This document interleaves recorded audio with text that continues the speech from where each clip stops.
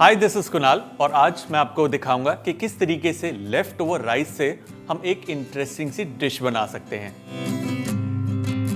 ये boiled rice जाएगा एक ब्लेंडर में।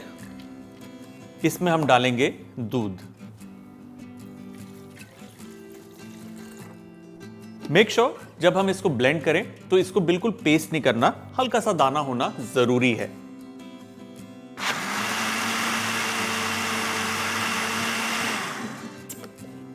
Yes, it's done. That was very quick.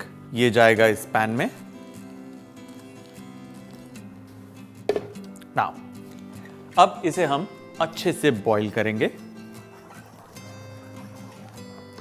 इसमें हम डालेंगे केसर, इसमें जाएगी चीनी, इलायची पाउडर,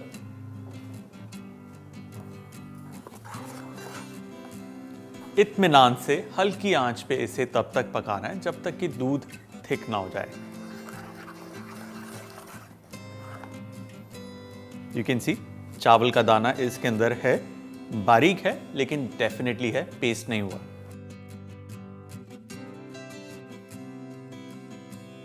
केसर ने अपना रंग छोड़ दिया है।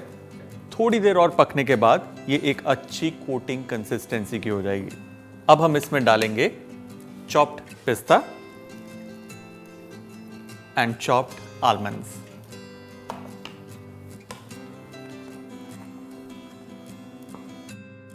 ये थिक हो चुकी है।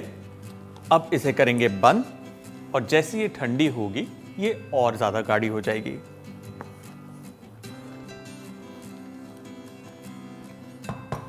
नाउ इसे हम इन ग्लासेस में भर कर रख देंगे। फिरनी की जो खासियत है वो ये है कि आप इसे ठंडा भी खा सकते हैं, इसे गर्म भी खा सकते हैं।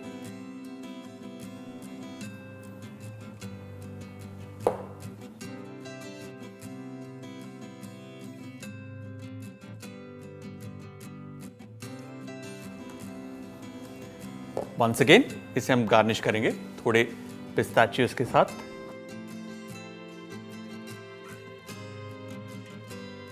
और हमारी phirni from boiled rice done.